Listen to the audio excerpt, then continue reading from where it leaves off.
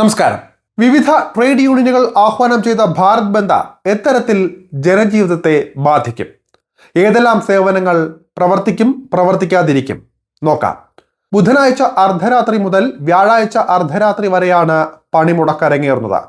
കേരളത്തിൽ ദൈനംദിന ജീവിതത്തെ പണിമുടക്ക് കാര്യമായി ബാധിക്കാനാണ് സാധ്യതകൾ.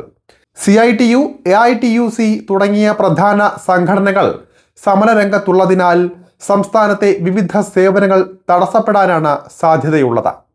വിദ്യാഭ്യാസ സ്ഥാപനങ്ങൾ, ബാങ്കുകൾ, സർക്കാർ ഓഫീസുകൾ എന്നിവയുടെ പ്രവർത്തനത്തെ പണിമുടക്ക് സാരമായി ബാധിക്കും. അധ്യാപക വിദ്യാർത്ഥി സംഘടനകൾ സമരത്തിന് പിന്തുണ പ്രഖ്യാപിച്ചതിനാൽ തന്നെ ഭൂരിഭാഗം സ്കൂളുകളുടെയും കോളേജുകളുടെയും പ്രവർത്തനം തടസ്സപ്പെടും. ബാങ്ക് ജീവനക്കാരുടെ പ്രധാന യൂണിയനുകൾ പണിമുടക്കിന്റെ ഭാഗമായതിനാൽ ബാങ്കിംഗ് സേവനങ്ങളും തടസ്സപ്പെടാനുള്ള സാധ്യത വളരെ കൂടുതലാണ്.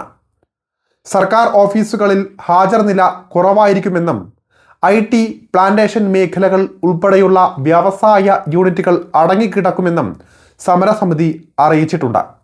പൊതുഗതാഗത സംവിധാനങ്ങളെയും പണിമുടക്ക് സാരമായിട്ടാണ് ബാധിക്കുക. സമരത്തിന് പിന്തുണ പ്രഖ്യാപിച്ചിരിക്കുന്നതിനാൽ KSRTC ബസ്സുകളും സ്വകാര്യ ബസ്സുകളും നിരത്തിലിറങ്ങില്ല. ഇതിനു പുറമെ ഓട്ടോറിക്ഷ, ടാക്സി തൊഴിലാളികളും സമരത്തിൽ പങ്കുചേരുന്നതിനാൽ പൊതുഗതാഗതം പൂർണ്ണമായും സ്തംഭിച്ചേക്കാം. കടകമ്പോളങ്ങളും പ്രാദേശിക വിപണികളും അടച്ചിടണം എന്നാണ് വ്യാപാരി സംഘടനകൾ നൽകുന്ന സൂചന. എന്നാൽ ജനങ്ങളുടെ ബുദ്ധിമുട്ട് കണക്കിലെടുത്ത് അത്യാവശ്യ സേവനങ്ങളെ പണിമുടക്കിൽ നിന്ന് ഒഴിവാക്കിയിട്ടുണ്ട്. ആശുപത്രികൾ, മെഡിക്കൽ ഷോപ്പുകൾ, ആംബുലൻസ് സർവീസുകൾ എന്നിവ സാധാരണ പോലെ തന്നെ പ്രവർത്തിക്കും. പാൽ, പത്രം എന്നിവയുടെ വിതരണത്തെ സമരം ബാധിക്കില്ല. ശബരിമല തീർത്ഥാടകരുടെ യാത്ര തടസ്സപ്പെടുത്തില്ല എന്ന സംയുക്ത സമരസമിതി ഉറപ്പ് നൽകിയിട്ടുണ്ട്. വിമാനത്താവളങ്ങളും ATMകളും തുറന്ന് പ്രവർത്തിക്കും എങ്കിലും അവിടങ്ങളിലേക്ക് എത്തിച്ചേരാനുള്ള യാത്രാക്ലേശം നേരിടാൻ സാധ്യതകൾ ഉണ്ട്. വിമാനത്താവളങ്ങൾ പ്രവർത്തിക്കുമെങ്കിലും ഗതാഗത സൗകര്യം കുറവായതിനാൽ യാത്രക്കാർ മുൻകൂട്ടി ക്രമീകരണങ്ങൾ ചെയ്യുന്നതായിരിക്കും നല്ലത്. അതേസമയം പൊതുയിടങ്ങളിൽ ഇറങ്ങി സാധാരണക്കാരെ ബാധിക്കുന്ന തരത്തിൽ സമരാനുകൂലികൾ പ്രശ്നം സൃഷ്ടിക്കാൻ പാടില്ല എന്ന വ്യവസ്ഥയുണ്ട്.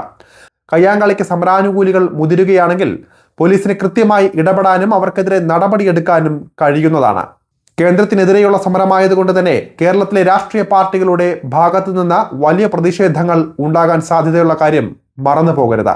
ഇത് കണക്കിലെടുത്ത് സജ്ജമായിരിക്കാൻ പോലീസിനും നിർദ്ദേശമുണ്ട്. കേന്ദ്ര സർക്കാർ കൊണ്ടുവന്ന 4 പുതിയ തൊഴിൽ നിയമങ്ങൾക്കെതിരെയാണ് സമരം നടക്കുന്നത്.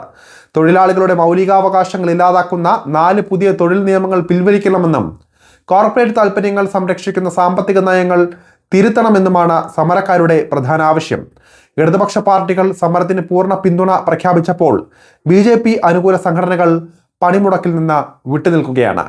പൊതുജനങ്ങൾ അനാവശ്യ യാത്രകൾ ഒഴിവാക്കണം എന്നാണ് സമരസമിതിയുടെ ആഹ്വാനം.